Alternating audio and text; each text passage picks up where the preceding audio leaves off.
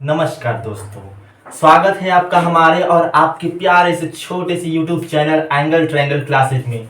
दोस्तों, हम लोग पढ़ रहे हैं नंबर सिस्टम अध्याय 1, संख्या प्रति अध्याय 1 हम और आप मिलकर के पढ़ रहे हैं। दोस्तों, अभी तक हमने बहुत कुछ सीख लिया है। आज हम लोग देखिए क्या क्या पढ़ेंगे, संक्षेप में जान लेते हैं।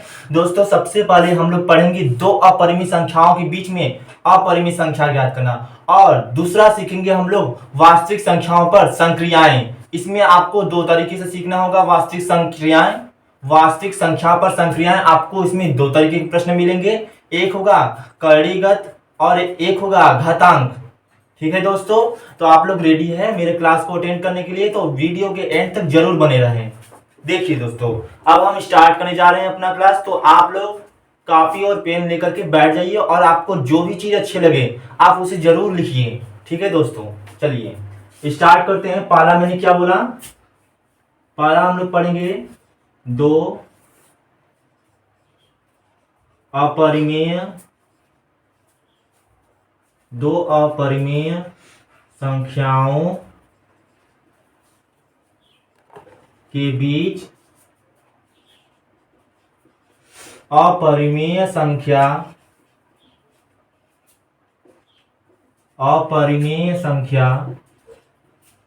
ज्ञात करना।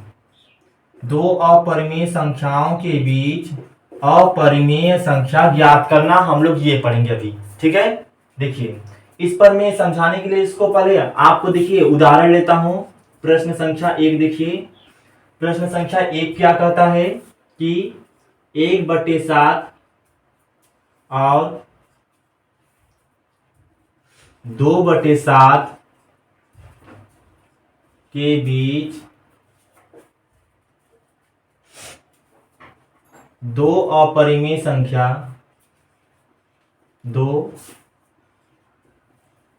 अपरिमेय संख्या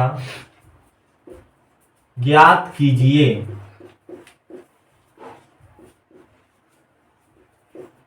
देखिए 1/7 और 2/7 के बीच दो अपरिमेय संख्या ज्ञात कीजिए। तो देखिए दोस्तों, सबसे पहले हम लोग क्या करेंगे? देखिए यह जो मैंने दो अंक लिखे हैं, दो भिन्न लिखे, यह दोनों भिन्न क्या है? एक अपरिमेय संख्या के उदाहरण है। इसको आप लोग चेक कर सकते हैं कैसे? भाग दे करके। देखिए पहला भिन्न क्या है? 1/7। तो किस में भाग देंगे? 1 में। 7 से हम भाग देंगे। देखिए 1 में 7 से भाग जाएगा नहीं, तो क्या करेंगे? यहाँ पर 0 बढ़ाएंगे और यहाँ पर 0 लगा के दशमलव लगाएंगे। ठीक है, अब भाग दीजिए, कितनी बार में जाएगा? एक बार में। कितना आएगा? भाग देने के बाद घटाएंगे तो 10 में से 7 गया 3। यहाँ पर 0 बढ़ाइए। ठीक है दोस्तों, यहाँ पर 0 बढ़ाइए।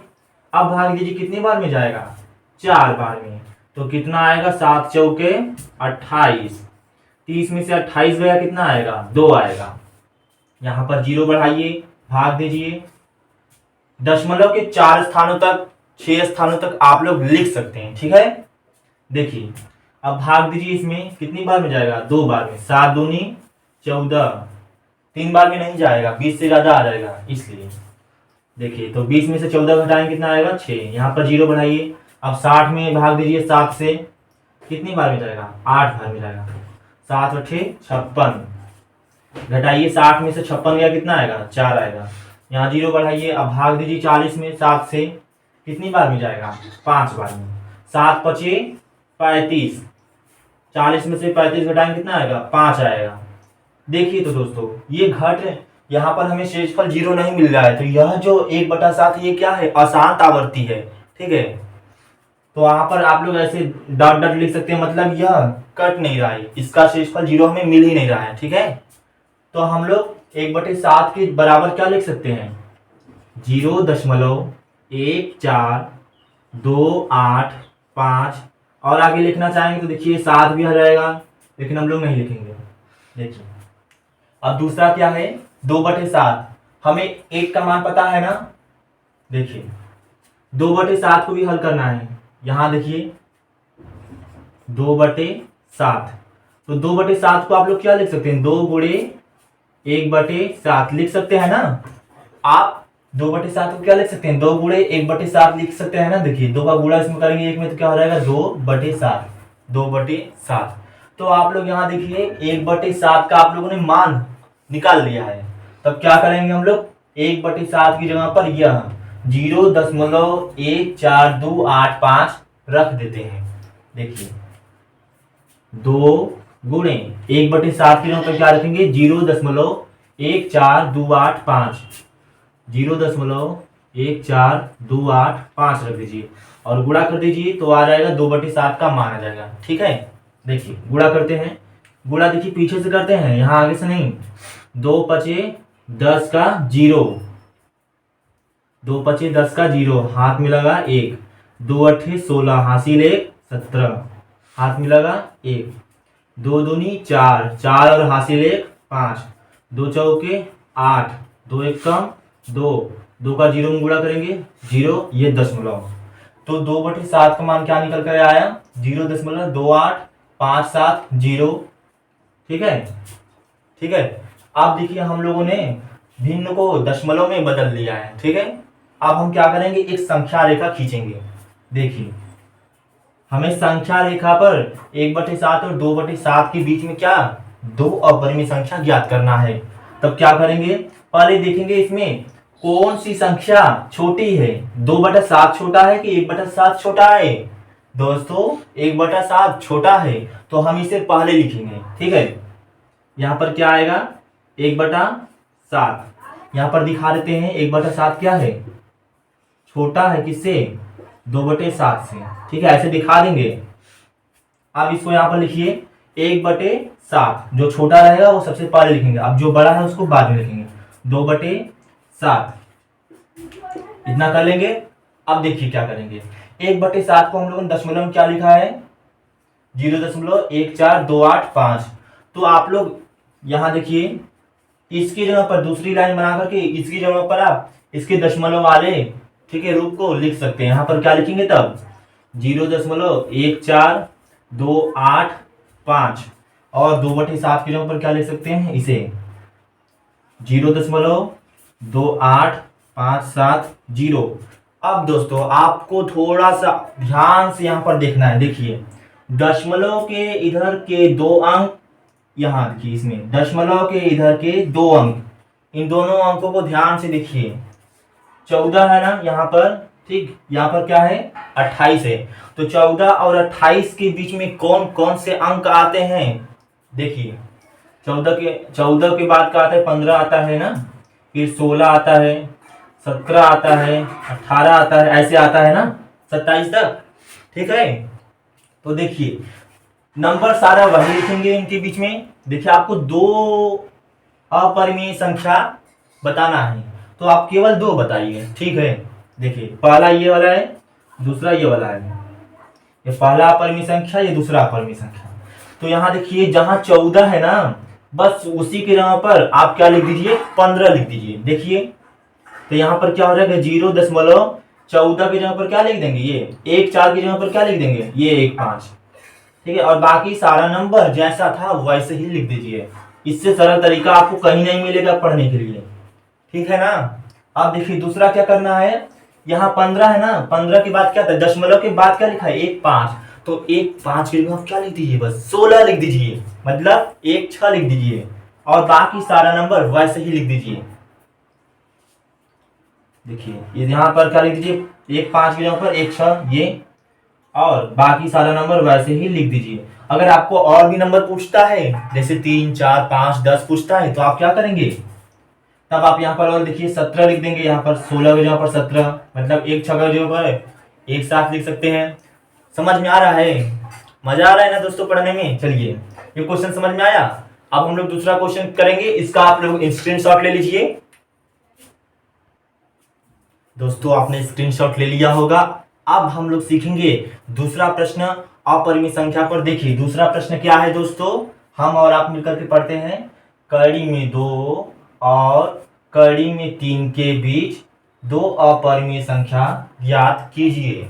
देखिए तो हम लोग अब हल कर रहे हैं ना। देखिए कड़ी में 2 और क्या है, कड़ी में 3, इन दोनों के बीच में आपको 2 अपरिमेय संख्या बताना है। ठीक है दोस्तों, तो देखिए कड़ी में 2 को आप लोग क्या लिख सकते हैं, 1.414 4। जब आप लोग कड़ी में 2 का वर्गमूल निकालेंगे तो क्या आएगा, देखिए 2 का वर्गमूल निकालेंगे तो क्या आएगा 1.414, ठीक है आएगा। दूसरा क्या है कड़ी में 3, जब आप लोग 3 का वर्गमूल निकालेंगे तो क्या आएगा 1 लिखते हैं 1.732 आएगा, ठीक है। अब हमें क्या करना है 1.414 और 1.732 के बीच में 2 अपरिमेय संख्या ज्ञात करना है। तो हम लोग क्या करेंगे संख्या रेखाएं खींचेंगे। देखिए ये रहा संख्या रेखा, ठीक है। अब देखिए पहला क्या है कड़ी में 2 बोलिए या फिर बोलिए 1.414। दूसरा क्या है कड़ी में 3, आप कड़ी में 3 बोलिए या बोल सकते हैं 1.732, ठीक है। जो भी अंक दिया रहेगा आप उसको पहले दशमलव प्रचार करेंगे उसका, ठीक है, तब उसको संख्या रेखा पर दर्शाएंगे तो आपको काफी आसानी होगा। देखिए पहला क्या है इसमें, अच्छा छोटा कौन है बड़ा कौन है, देखिए कैसे पहचानेंगे। देखिए तुलना करिए दोनों का, यहाँ दशमलव किधर क्या है 1, इसमें भी दशमलव किधर क्या है 1 ना, फिर दशमलव उधर देखिए क्या है 4, इधर देखिए दशमलव किधर क्या है 7, तो कौन बड़ा है 7 ना। तो 7 किस में आया है कड़ी में 3 में, तो कड़ी में 2 क्या होगा छोटा होगा कड़ी में 3 से, ठीक है। कड़ी में 2 छोटा होगा कड़ी में 3 से, कड़ी में 2 छोटा है तो क्या करेंगे इसको सबसे पहले लिखेंगे कड़ी में 2 की जगह पर हम लोग क्या लिख सकते हैं 1.414, तो लिखते हैं 1.414। फिर दूसरा क्या है कड़ी में 3, यहां पर लिखते हैं ना, तो कड़ी में 3 को जगह पर क्या लिख सकते हैं 1.732, 1.732, ठीक है। इतना आ गया ना समझ में। अब देखिए मैंने क्या बोला था इनके बीच में कितना परिमेय संख्या निकालना है 2 अपरिमेय संख्या निकालना है। तो एक यहाँ पर मान लीजिए एक यहाँ पर, यह दोनों बिंदु क्या है इन दोनों के बीच में आ रहा है ना, यह हमारा पहला होगा अपरिमेय संख्या, ये होगा हमारा दूसरा, हमें 2 बताना है बस, ठीक है दोस्तों। देखिए दशमलव के इधर क्या है 4 और 1, और यहाँ देखिए दशमलव के इस साइड क्या है 7 और 3, ठीक है। तो ये क्या लिखा है 41 मतलब 4 1, और यहाँ पर क्या लिखा है 7 3 मतलब 73। तो 41 और 73 के बीच में कौन कौन सी संख्याएं आती है, देखिए ये आता है 4 2 4 3 4 5 4 6 4 7 ऐसे, ठीक है 7 2 तक आते हैं। अब क्या करना है आपको, बस जब आपको अगला वाला लिखना है अपरिमेय संख्या तो क्या करेंगे 4 1 की जगह पर आप बस 4 2 लिख दीजिए, काम हो जाएगा आपका। देखिए 1.41 की जगह पर क्या लिखेंगे 4 2, बाकी सब जो लिखा है वैसे ही लिख देंगे। तो बाकी क्या लिखा है 4 4 लिख दीजिए, ठीक है। दूसरा आपसे दूसरा भी पूछ रहा है तो आप दूसरा इनमें से कोई भी लेकर यहाँ पर लिख सकते हैं। आप 4 3 भी लिख सकते हैं 4 2 की जगह पर, 4 5 भी लिख सकते हैं 4 2 की जगह पर, 4 6 भी लिख सकते हैं 4 2 की जगह पर, ऐसे ही लिख सकते हैं, ठीक है। और आपको भिन्न भिन्न अपरिमेय संख्याएं मिलती रहेंगी, आपसे जितना पूछा है आप उतना बता सकेंगे, ठीक है। तो दूसरा अपरिमेय संख्या पूछा है तो हम लोग क्रम से चलते हैं। 1.42 की जगह पर क्या लिख सकते हैं 4 3, तो हमें अगला परिमेय संख्या मिल जाएगा। आ रहा है समझ में। अगर आपसे 3 पूछता है परिमेय संख्या, चलिए हम मान लेते हैं 3 तो परिमेय संख्या पूछता है, तो तीसरा क्या हो जाएगा, तीसरा हो जाएगा, इसको थोड़ा इधर लिख लीजिए जगह नहीं है, ठीक है। तो यहां देखिए क्या करेंगे, देखिए तीसरा अगर आपसे अपरिमेय संख्या पूछ लेता तो आप क्या करेंगे 4 3 की जगह पर, 4 3 की जगह पर आप 4 5 लिख लीजिए या फिर 4 5 भी लिख सकते हैं, ठीक है। तो 4 3 के बाद क्या आता है 4 4 ना, तो यहाँ पर क्या लिखेंगे 1.43 की जगह पर क्या लिखेंगे 4 4 4 4, और बाकी जो इसमें दिख रहा है वही उतार देंगे, मतलब 4 है ना बचा, लिख देंगे। तो यह भी क्या है अपरिमेय संख्या है। इन दोनों अपरिमेय संख्या के बीच में हमसे कितना पूछा है 2 अपरिमेय संख्या, 2 अपरिमेय संख्या, तो हम इनमें से इन तीनों में से कोई 2 लिख देंगे, ठीक है दोस्तों। आपको समझ में आ रहा है ना, चलिए इसको स्क्रीनशॉट ले लीजिए। तो चलिए दोस्तों आप सबने स्क्रीनशॉट ले लिया होगा। अब हम लोग सीखने जा रहे हैं दूसरा टॉपिक, मैंने बताया था क्या था वास्तविक संख्या पर संक्रियाएं। इसमें आपको पहला पढ़ना पड़ेगा करणीगत संख्या पर वास्तविक संक्रियाएं। करणीगत जो संख्याएं करड़ी में होती है उन पर वास्तविक संक्रियाएं सीखेंगे। तो देखिए आपको इसमें करड़ी के जो नियम है, करड़ी के जो नियम है वहां, ठीक है, यहाँ पर क्या लगाने होंगे, वही नियम लगाने होंगे। तो पहला क्या है करड़ी का नियम कि यदि एक अपरिमित संख्या करड़ी में ए है और एक दूसरी अपरिमित संख्या करड़ी में बी है और यह दोनों अपरिमित संख्याएं क्या है, गुणे में है, तो आप इसे कैसे लिख सकते हैं, ऐसे लिख सकते हैं, कड़ी में दोनों अपरिमित संख्या का एक ही कड़ी में लेकर के गुणा कर दीजिए, ए गुणे बी, ऐसे दिख रहा है, ऐसे कर देंगे।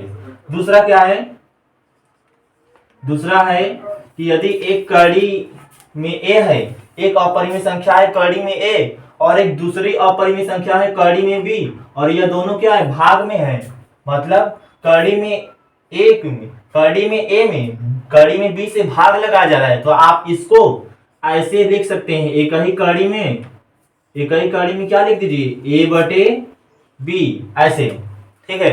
अब तीसरा हम लोग देखते हैं, तीसरा क्या है, तीसरा है कि एक अपरिमित संख्या है कड़ी में ए और एक दूसरी अपरिमित संख्या है कड़ी में बी, ठीक है, एक कोष्टक में है और एक कोष्टक में क्या है, कड़ी में ए माइनस कड़ी में बी और ये दोनों कोष्टक आपस में क्या है, गुणे में है। तो आप दोनों, इन दोनों को कैसे लिख सकते हैं, ऐसे लिख सकते हैं, देखिए ए माइनस बी, रुकिए और अच्छे से लिखते हैं, कड़ी में ए का स्क्वायर माइनस कड़ी में बी का स्क्वायर, ठीक है। आप कड़ी में ए प्लस कड़ी में बी एक कोष्टक में गुणे, दूसरे कोष्टक में कड़ी में ए माइनस कड़ी में बी को आप लोग ऐसे लिख सकते हैं, कड़ी में ए का स्क्वायर माइनस कड़ी में बी का स्क्वायर। और इसको भी अगर आपको अच्छी तरह से लिखना है तो ऐसे लिख सकते हैं, कड़ी में ए का गुणा 2 बार करेंगे तो क्या आएगा, ए आएगा, माइनस कड़ी में बी का गुणा 2 बार करेंगे तो क्या आएगा, बी आएगा, ए माइनस बी, ठीक है। अब देखिए दोस्तों, अब आपको क्या सीखना है, आप सीखना है कि अगर एक अपरिमेय संख्या कड़ी में हो और एक परिमेय संख्या हो, ठीक है, एक अपरिमेय संख्या हो और एक अपरिमेय संख्या हो, तो उन पर कैसे लगाएंगे वास्तविक संक्रिया, ये कणीगत नियम।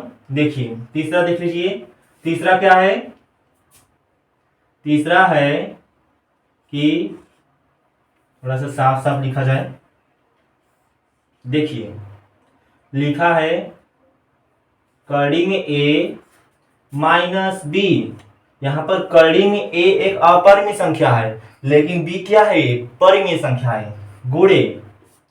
यहां देखिए दूसरे क्वेश्चन में कड़ी में ए प्लस बी, तो आप लोग इसे कैसे लिख सकते हैं पता है, आप लोग इसे लिख सकते हैं ऐसे, कोष्टक नहीं लगाना है। देखिए कड़ी में ए गुणे कड़ी में ए क्या हो जाएगा, कड़ी में ए का स्क्वायर माइनस बी गुणे बी कितना हो जाएगा, बी स्क्वायर। तो आप इसको ऐसे लिख सकते हैं, कड़ी में ए का गुणा 2 बार होगा तो क्या आएगा, ए आएगा माइनस बी स्क्वायर, ठीक है। आप इस पूरे को इसके बराबर लिख सकते हैं, ठीक है।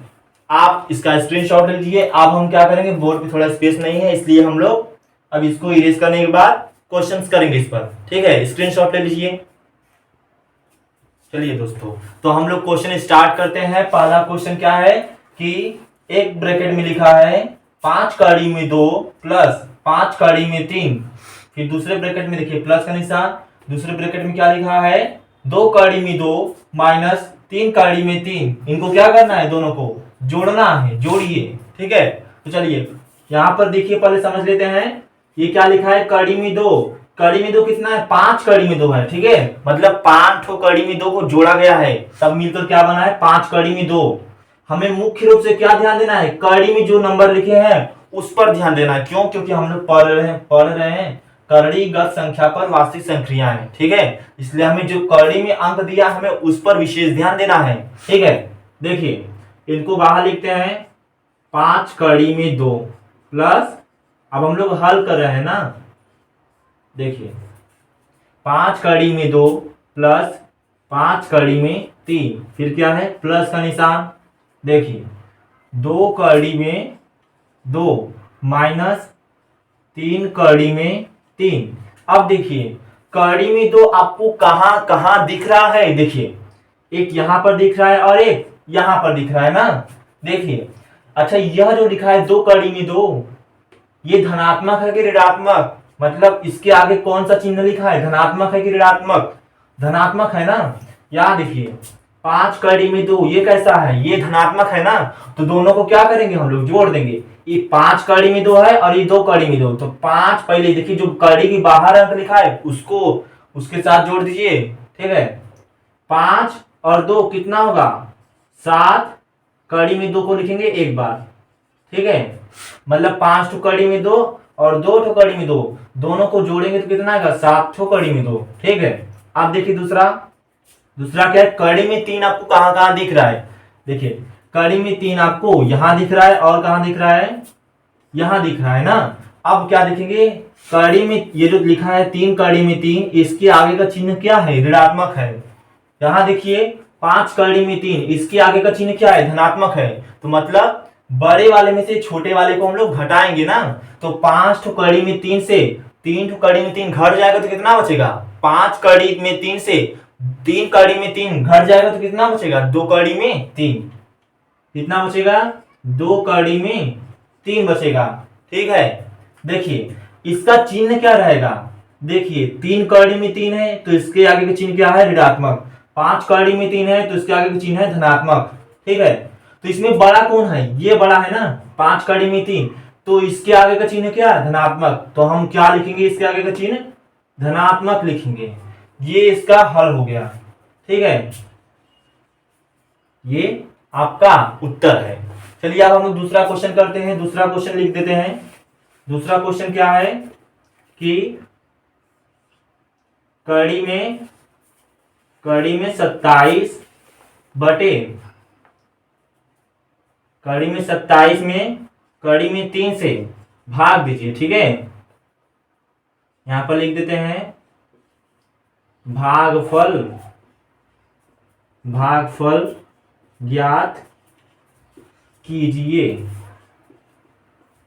ठीक है। कड़ी में 27 में कड़ी में 3 से भाग लगाना है। तो हम लोग आपको बताए थे ना, एक सूत्र बताए थे ना कड़ी में, कि यदि दो परिमेय संख्याएं, 2 अपरिमेय संख्याएं कड़ी में लिखी हुई हो, देखिए सूत्र ही दिखा देते हैं आपको।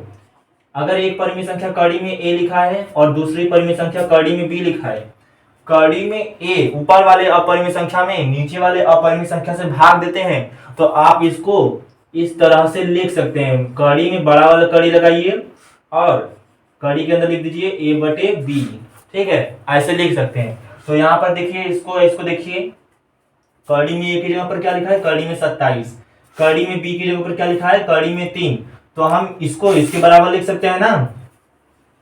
अब देखिए हल करते हैं,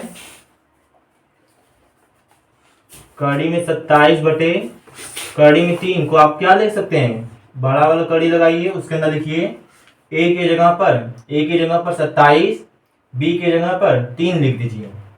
अब इसको हल करते हैं, देखिए अंदर ही भाग दीजिए, 27 में 3 से भाग देंगे, देखिए कितनी बार मिल जाएगा, 3 एकम 3, 3 नवा 27, तो क्या आया 9 आया ना।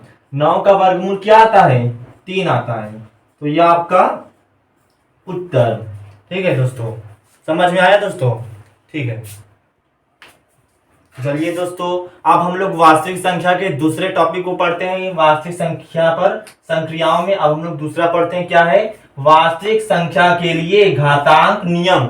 आपने कक्षा 8 में घातांक नियम बहुत ही अच्छे से पढ़ा होगा, फिर भी हम लोग इसमें आपको घातांक नियम बहुत ही अच्छे से पढ़ाएंगे, कक्षा 8 तक के लेवल का पढ़ाएंगे। देखिए पहला घातांक का नियम क्या है, पहला घातांक का नियम क्या है कि यदि दो घातांक संख्याएं हैं, एक घातांक संख्या है a की घाते यम और एक घातांक संख्या है b की घाते यम, और दोनों घातांक संख्याएं क्या हैं, गुणे में है, गुणा में है। तो यहां देखिए a की घाते यम में आधार क्या है, a, घात क्या है, यम। यहां देखिए b की घाते यम में आधार क्या है, b, और घात क्या है, यम है। तो यहाँ पर आप देख रहे हैं घातांक में दोनों देखिए आधार क्या है, अलग अलग है, भिन्न भिन्न है, और घात क्या है, दोनों में यम एक जैसा है। तो आप इसको कैसे लिख सकते हैं, ऐसे लिख सकते हैं, दोनों आधारों का गुणा कर दीजिए और घात को उनके ऊपर एक बार लिख दीजिए। ठीक है। देखिए दूसरा क्या है, दूसरा है कि a की घाते यम गुणे a की घाते यन। यहां देखिए a की घाते यम गुणे a की घाते यन, यहां दोनों में आधार क्या है, एक जैसा है, और घातांक क्या है, भिन्न भिन्न है, अलग अलग है। ठीक है। तब आप क्या करेंगे, आधार का गुणा नहीं करेंगे, आधार को लिखेंगे एक बार और घात को आपस में जोड़ देंगे, तो यम प्लस यन हो जाएगा। ठीक है। चलिए तीसरा देखते हैं। तीसरा क्या है, तीसरा है कि यदि a की घाते यम में a की घाते यन से भाग दिया जाए, यदि a की घाते यम में a की घाते यन से भाग दिया जाए, जहां जहां ये जो a का घात है यम वो बड़ा होना चाहिए किससे, a की घात यन से बड़ा होना चाहिए यम का। ठीक है संख्या। देखिए तब क्या करेंगे आप लोग, a की घाते यम में जब a की घाते यन से भाग देंगे, जहां ऊपर वाला संख्या का घात क्या होना चाहिए, यम बड़ा होना चाहिए नीचे वाले संख्या के घात से। ठीक है। तो आप क्या लिख सकते हैं, a की घाते यम माइनस यन, a की घाते दोनों घातों को आपस में घटा देंगे, बड़े वाले घात में से छोटे वाले घात को घटा देंगे। ठीक है। ऐसे देखिए चौथा क्या है कि यदि कोई संख्या है a, यदि इसके घात में 0 है, देखिए यदि कोई संख्या है a, ऋणात्मक हो या धनात्मक हो, यदि कोई संख्या है a और उसके घात में क्या है, 0 है, तो आप उसको 1 के बराबर लिखेंगे। ठीक है। मतलब उसके बराबर क्या लिख सकते हैं, 1 लिख सकते हैं। देखिए दूसरा क्या है, दूसरा है कि देखिए यहां पर लिखते हैं, पांचवा है ना, हाँ, a की घाते माइनस यन है। अगर a का जो घात है वो ऋणात्मक है कोई, तो आप उसको ऐसे लिख सकते हैं, 1 बटे a की घात में यन। ठीक है। छठवा देखिए क्या है, इतना हो गया ना, एक और देख लीजिए, एक और है, कहाँ बताएं, यहां देखिए, यहां देख लीजिए। छठवां है कि यदि एक अपरिमेय संख्या है एक संख्या है a बटा b और इसका घात में क्या है, माइनस यन है, तो आप इसको क्या लिख सकते हैं, ये जो संख्या लिखा है अंदर इसको बदल दीजिए, आपस में बदल दीजिए। क्या लिख देंगे, b बटे a और घात को क्या कर देंगे, अब यहां ऋणात्मक है तो यहां पर क्या हो जाएगा, धनात्मक हो जाएगा। ठीक है। सही है ना दोस्तों, सॉरी, समझ में आ रहा है ना। चलिए अब हम लोग इस पर क्वेश्चन करेंगे। चलिए दोस्तों तब अब हम घातांक पर कुछ प्रश्न करते हैं। देखिए पहला प्रश्न क्या है कि सरल कीजिए। देखिए इसमें पहला क्या है, 17 की घाते 2 गुणे 17 की घाते 5। यहां देखिए दोनों का आधार क्या है, 17 है, एक जैसा है, तो हम इसे क्या लिख सकते हैं, 17 और घात को दोनों क्या कर देते हैं, जोड़ देते हैं। तो 17 की घाते 2 गुणे 17 की घाते 5 को क्या लिखेंगे, 17 घात में लिखेंगे, इनको जोड़ देंगे। ठीक है, इनके और इनकी घात को जोड़ देंगे, 2 + 5 कितना होगा, 7 होगा। तो 17 की घाते कितना हो जाएगा, 2 + 5 7। यह हमारा रहा पहले का उत्तर। देखिए दूसरा क्या है, 2 की घाते 2/3 गुणे 2 की घाते 7/3। तो यहां पर भी देखिए क्या है, आधार दोनों में समान है, तो हम लोग क्या करते हैं, आधार को एक बार लिखते हैं और घात को जोड़ देते हैं। तो 2/3 + 7/3, यहां पर इसका आप लोग एलसीएम लेंगे तो क्या आएगा, 2 की घाते देखिए बटे में आएगा 3 और अंश क्या है, दोनों जुड़ जाएगा, 2 और 7 जुड़ जाएगा, तो कितना आएगा, 2 7 9। यहां देखिए 9 में 3 से भाग लगाएंगे, कितनी बार में जाएगा, 3 बार में, तो क्या आ जाएगा, 2 की घाते 3 आ जाएगा। ठीक है, ये रहा आपका दूसरे का उत्तर। यहां देखिए तीसरा प्रश्न क्या है, 3 की घाते 1/5 गुणे 5 की घाते 1/5। यहां दोनों का आधार क्या है, अलग अलग है, लेकिन दोनों का घात क्या है, समान है, तो हम इसे क्या लिख सकते हैं, इनके आधारों का आपस में गुणा कर देते हैं और घात को एक बार लिखते हैं। ठीक है, तो 3 गुणे 5 की घाते 1/5, 3 पचे कितना होता है 15, 15 की घाते क्या हो जाएगा 1/5। यह आपका रहा तीसरे का उत्तर। देखिए चौथा प्रश्न क्या है, डी। डी क्या है, 6 की घाते 12/6 की घाते 9। यहां पर देखिए a की घाते m बटे a की घाते n वाला फार्मूला लगाएंगे। देखिए तब क्या हो जाएगा, यहाँ दोनों में आधार क्या है, पहले आधार देखेंगे, दोनों में आधार एक जैसा है, हाँ है। अब देखिए घात देखिए ऊपर वाला घात क्या है, नीचे वाले घात से बड़ा है। तो अब हम लोग उसी सूत्र को यहाँ लगाएंगे, तो क्या हो जाएगा 6 की घाते बड़ी वाली घात में से छोटे वाले घात को घटा देते हैं, तो 6 की घाते 12 - 9, तो क्या आ जाएगा 6 की घाते 12 में से 9 गया 3। ये आपका रहा चौथे का उत्तर। तो दोस्तों हम लोगों ने आज यह अध्याय 1 पूरा पढ़ लिया। दोस्तों आपको हमारा एक और वीडियो मिलेगा जिसमें आपको एनसीईआरटी से काफी मोस्ट इंपॉर्टेंट क्वेश्चंस कराए जाएंगे और आपको एनसीईआरटी एग्जाम्पलर के भी क्वेश्चंस कराए जाएंगे, या आप जरूर देखिए। दोस्तों आपको हमारा वीडियो कैसा लगा, अगर अच्छा लगा तो जाते जाते इसको सब्सक्राइब और लाइक जरूर करिएगा। ठीक है दोस्तों, नमस्कार।